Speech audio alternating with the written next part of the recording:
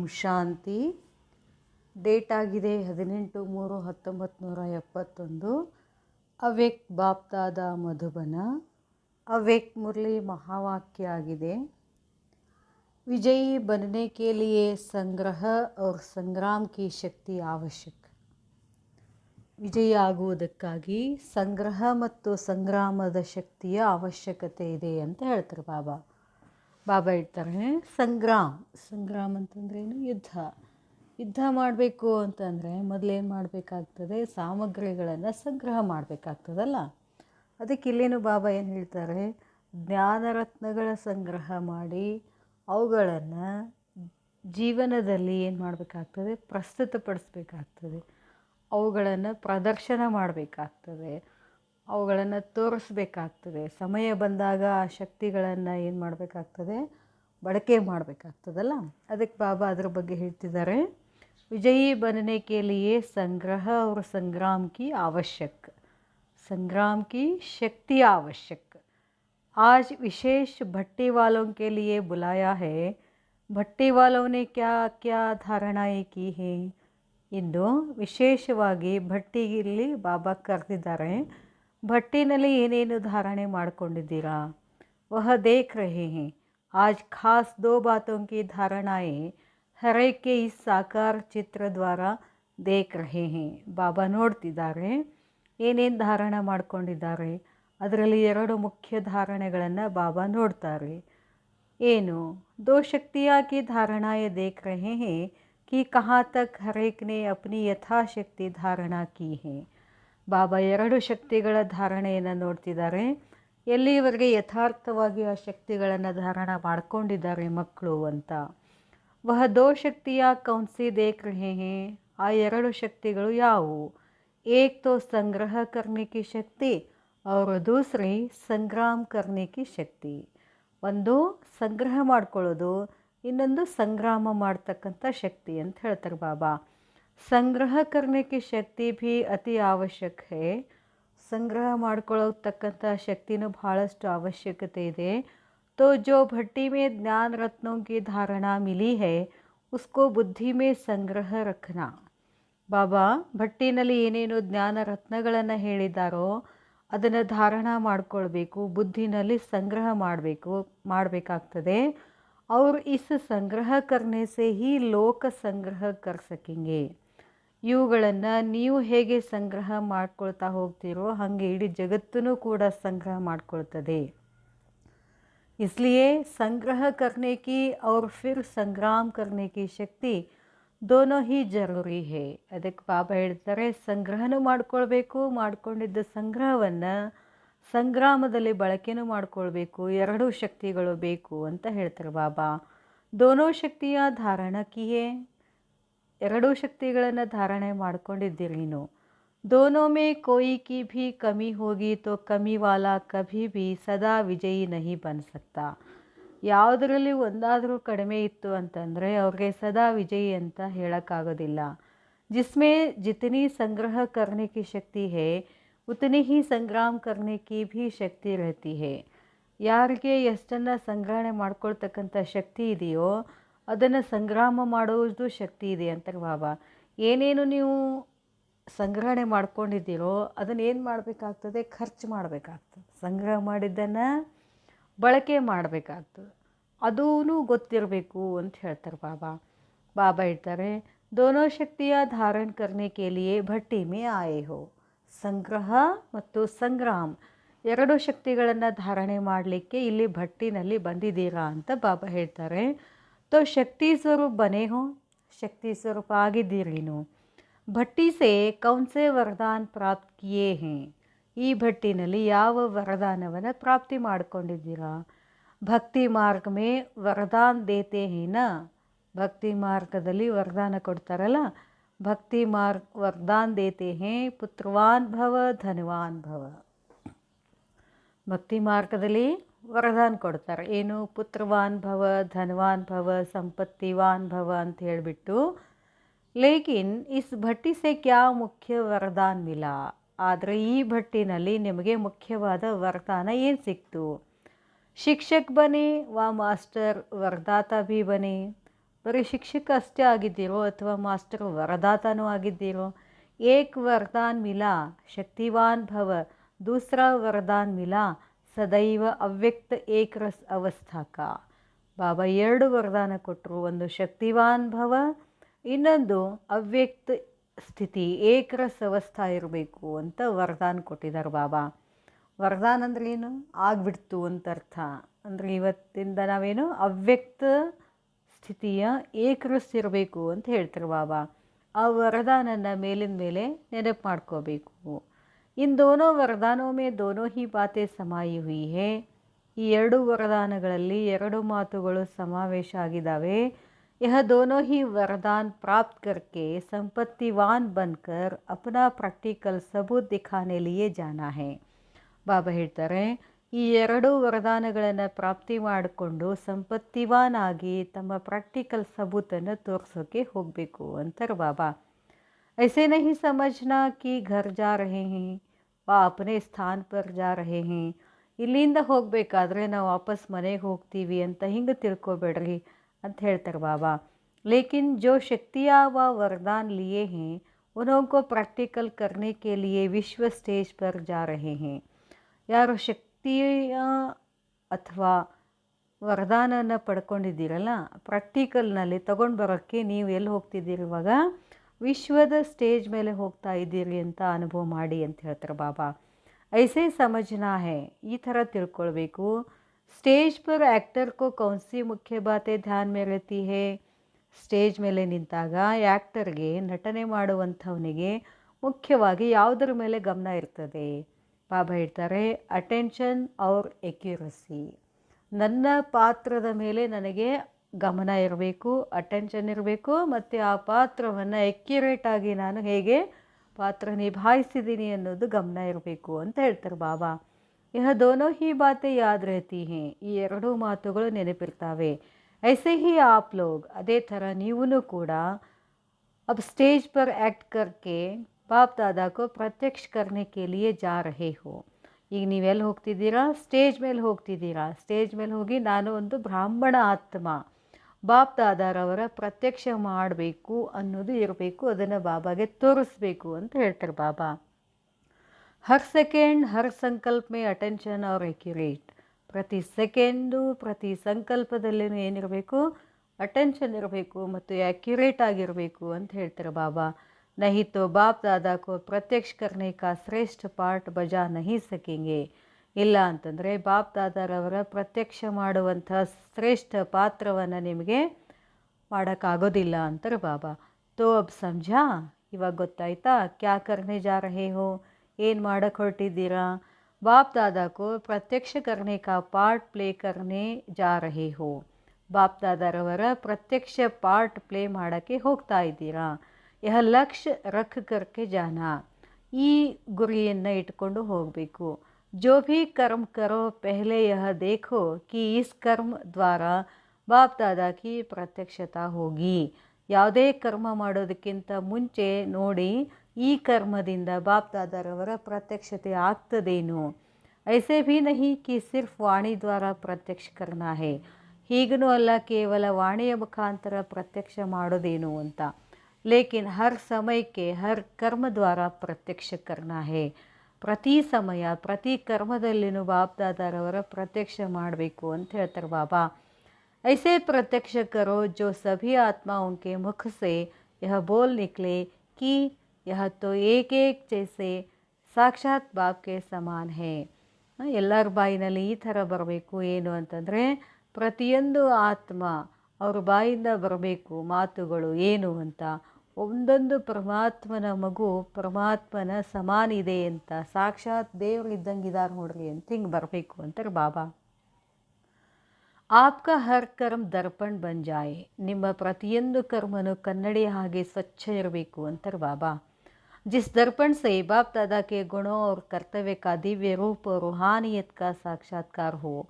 ನಿಮ್ಮ ಕರ್ಮ ಸಂಕಲ್ಪಗಳ ದರ್ಪಣದಲ್ಲಿ ಬಾಪ್ ದಾದಾರವರ ಗುಣಗಳನ್ನು, ಕರ್ತವ್ಯಗಳನ್ನು, ದಿವ್ಯ ರೂಪವನ್ನು, ಆತ್ಮಿಕತೆಯ ಸಾಕ್ಷಾತ್ಕಾರ ಆಗಬೇಕು ಅಂತ ಹೇಳ್ತಾರೆ ಬಾಬಾ. ಲೇಕಿನ್ ದರ್ಪಣ್ ಕೌನ್ ಬನ್ ಸಕೇಗ, ಆದರೆ ದರ್ಪಣ ಯಾರಾಗ್ತಾರೆ? जो न सिर्फ संकल्पों को लेकिन इस देहाभिमान को भी अर्पण करेगा. ಬಾಬಾ ಹೇಳ್ತಾರೆ ಕೇವಲ ಸಂಕಲ್ಪಗಳು ಅಷ್ಟೇ ಅಲ್ಲ, ದೇಹ ಭಾನನು ಕೂಡ ಅರ್ಪಣೆ ಮಾಡಬೇಕು ಅಂತ ಹೇಳ್ತಾರೆ ಬಾಬಾ. जो देहाभिमान को अर्पण करता है उसका हर कर्म दर्पण बन जाता है. ಯಾರು ದೇಹಾಭಿಮಾನವನ್ನೇ ಅರ್ಪಣೆ ಮಾಡ್ತಾರೋ ಅವರ ಪ್ರತಿಯೊಂದು ಕರ್ಮನೂ ಕೂಡ ದರ್ಪಣ ಆಗ್ತದೆ. जैसे कोई चीज़ अर्पण की जाती है तो फिर वह अर्पण की हुई चीज़ अपनी नहीं समझी जाती है. ಬಾಬಾ ಹೇಳ್ತಾರೆ ಹೇಗೆ ಯಾವ ವಸ್ತುವನ್ನು ಅರ್ಪಣೆ ಮಾಡ್ತಾರೋ ಅದು ಅರ್ಪಣೆ ಮಾಡಿರುವಂಥ ವಸ್ತು ಅದು ನಂದು ಅಂತ ಹೇಳೋ ಹಾಗಿಲ್ಲ, ತಿಳ್ಕೊಳ್ಳೋ ಹಾಗೂ ಇಲ್ಲ ಅಂತಾರೆ ಬಾಬಾ. तो इस देह के भान को भी अर्पण करने से जब अपनापन मिट जाता है. ಅದಕ್ಕೆ ಬಾಬಾ ಹೇಳ್ತಾರೆ ದೇಹ ಭಾನ ಅರ್ಪಣೆ ಮಾಡುವುದರಿಂದ ತಮ್ಮ ಅಪನಾಪನ್ ನಂದು ನಂದು ಅಂತ ಏನು ಲಗಾವಿದೆ ಅದರಲ್ಲಿ ಲಕ್ಷ್ಯ ಏನಿಡ್ತಿರಲ್ಲ, ಬುದ್ಧಿ ಇಡ್ತಿರಲ್ಲ, ಅದು ಹೋಗಿಬಿಡ್ತದೆ. ಐಸೆ ಸಮರ್ಪಣ ಹುಯೇ ಹೋ, ಈ ರೀತಿ ಸಮರ್ಪಣ ಆಗಿದ್ದೀರಾ. ಐಸೆ ಸಮರ್ಪಣ ಹೋನೆ ವಾಲೋं की ನಿಶಾನಿ ಕ್ಯಾ रहेगी, ಈ ಥರ ಸಮರ್ಪಣ ಆಗೋರ ನಿಶಾನೆ ಏನಾಗಿರ್ತದೆ. ಏಕ್ ತೋ ಸದಾ ಯೋಗಯುಕ್ತ और दूसरा ಸದಾ ಬಂಧನ್ ಮುಕ್ತ. ಬಾಬಾ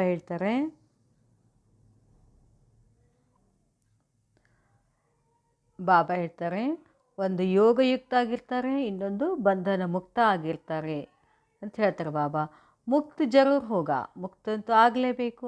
ಯೋಗಯುಕ್ತ का अर्थ ही है देह के आकर्षण के बंधन से भी मुक्त. ಬಾಬಾ ಹೇಳ್ತಾರೆ ಮುಕ್ತ ಅಂತಂದ್ರೇನು, ಯೋಗಯುಕ್ತ ಅದರ ಅರ್ಥ ಏನು, ಎಲ್ಲ ಆಕರ್ಷಣೆಗಳ ದೇಹದ ಆಕರ್ಷಣೆಗಳ ಬಂಧನದಿಂದ ಮುಕ್ತ ಆಗೋದು ಅಂತ ಹೇಳ್ತಾರೆ ಬಾಬಾ. जब देह के बंधन से मुक्त हो गए तो सर्व बंधन मुक्त बन ही जाते हैं. ಯಾವಾಗ ನೀವು ದೇಹ ಭಾನದಿಂದ ಬಂಧನ ಮುಕ್ತ ಆಗ್ತಿರೋ ಆವಾಗ ಎಲ್ಲ ಬಂಧನಗಳಿಂದ ಮುಕ್ತ ಆಗ್ತೀರಾ ಅಂತ ಹೇಳ್ತಾರೆ ಬಾಬಾ. तो समर्पण अर्थात सदा ಯೋಗಯುಕ್ತ ಸರ್ವ ಬಂಧನ್ ಮುಕ್ತ. ಸಮರ್ಪಣದ ಅರ್ಥ ಏನು, ಯಾವಾಗಲೂ ಯೋಗಯುಕ್ತ ಮತ್ತು ಬಂಧನ ಮುಕ್ತ.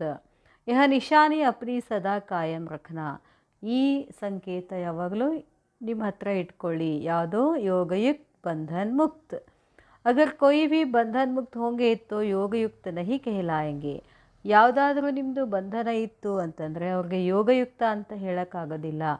जो ಯೋಗಯುಕ್ತ ಹೋಗಾ तो उनकी परख यह भी होगी. ಯಾರು ಯೋಗಯುಕ್ತ ಅಂತ ನೀವು ಪರಖ್ ಮಾಡಬೇಕು ಅಂತಂದರೆ ಅವ್ರೇನಾಗಿರಬೇಕು, ಬಂಧನ ಮುಕ್ತ ಆಗಿರಬೇಕು. जो उनका हर संकल्प हर कर्म योगयुक्त होगा, क्योंकि जो भी युक्तियाँ सर्व प्रकार की मिली है उन युक्तियों की धारणाओं के कारण युक्तियुक्त और ಯೋಗಯುಕ್ತ रहेंगे. ಅದಕ್ಕೆ ಬಾಬಾ ಹೇಳ್ತಾರೆ ಪ್ರತಿಯೊಂದು ಕರ್ಮ ಸಂಕಲ್ಪ ಯೋಗಯುಕ್ತ ಆಗಿರಬೇಕು. ಯಾಕೆಂತಂದರೆ ಯುಕ್ತಿಗಳ ಸರ್ವ ಪ್ರಕಾರ ನಿಮಗೆ ಕೊಟ್ಟಿದ್ದಾರೆ ಬಾಬಾ. ಆ ಯುಕ್ತಿಗಳನ್ನು ಧಾರಣ ಮಾಡ್ಕೊಳ್ಬೇಕು. ಧಾರಣ ಆಗಿರೋದರ ಕಾರಣ ಯುಕ್ತಿಯುಕ್ತ ಮತ್ತು ಯೋಗಯುಕ್ತ ಆಗೇ ಆಗ್ತೀರಾ. ಸಮझा ಪರಖಕ್ಕೆ ನಿಶಾನಿ, ಪರಖ್ ಮಾಡ್ತಕ್ಕಂಥ ನಿಶಾನಿ ಏನು ಅಂತ ಗೊತ್ತಾಯ್ತಾ.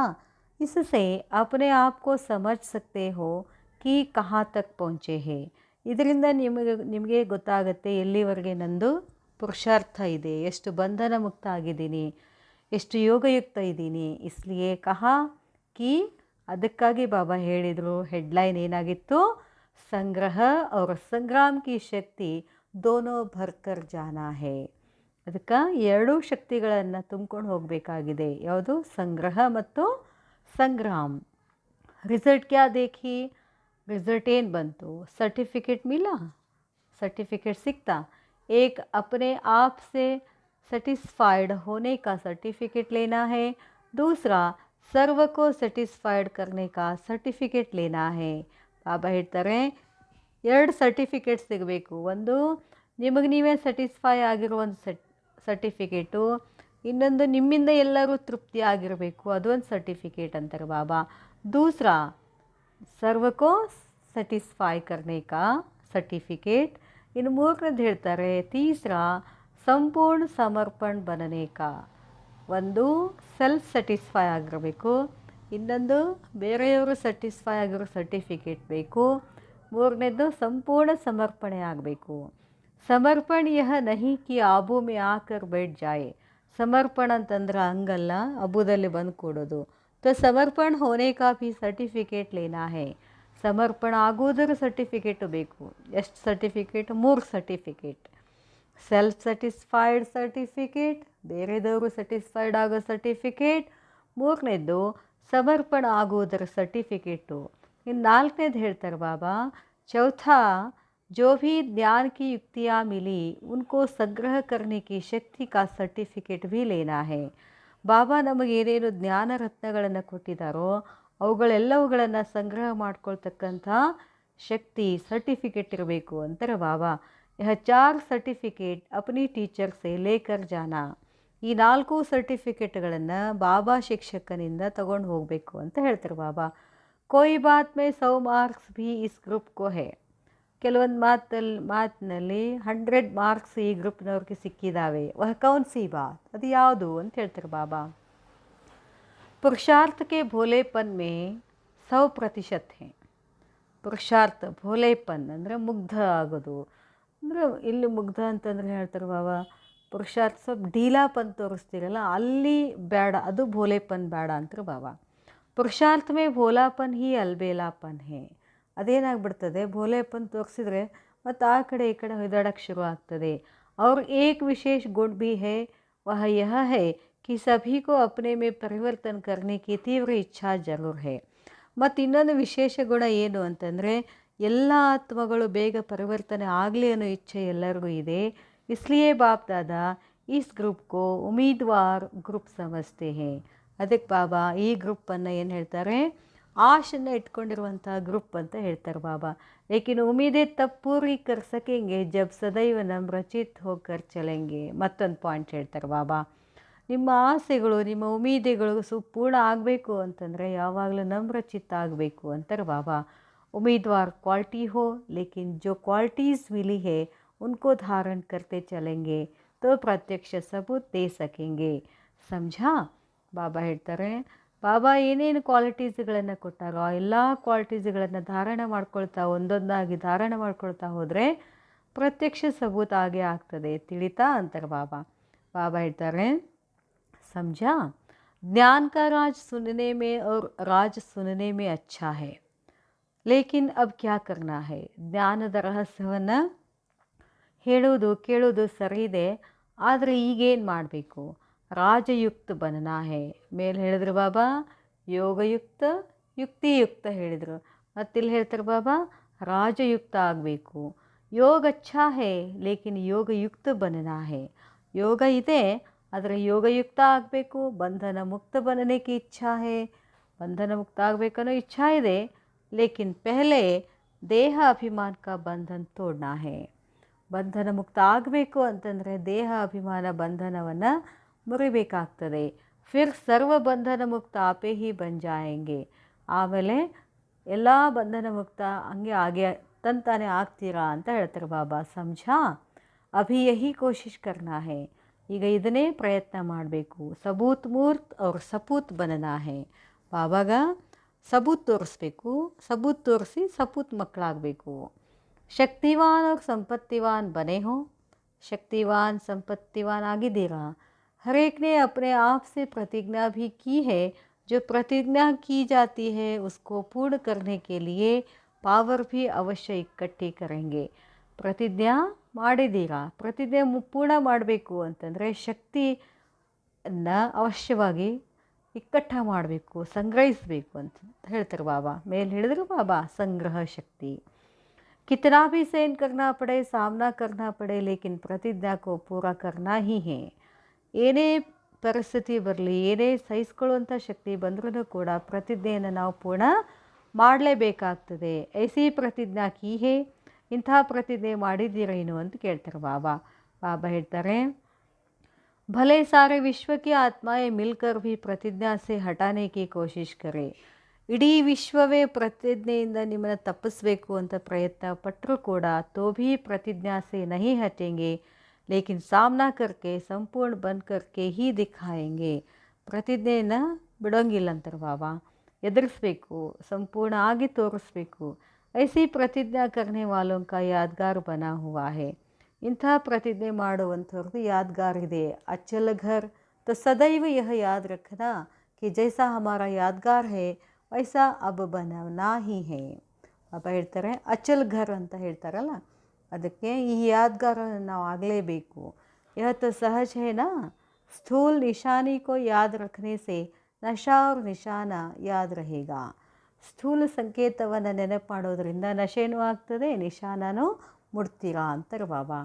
यह जरूर अपने को समझना है कि सारे विश्व से चुने हुए हम विशेष आत्माएं हैं. ಇದು ನಾವು ನೆನಪಿಟ್ಕೊಡ್ರಿ, ಇದನ್ನು ತಿಳ್ಕೊಡ್ರಿ, ಇಡೀ ವಿಶ್ವದಲ್ಲೇ ನಾವು ವಿಶೇಷ ಆತ್ಮಗಳಾಗಿದ್ದೀವಿ.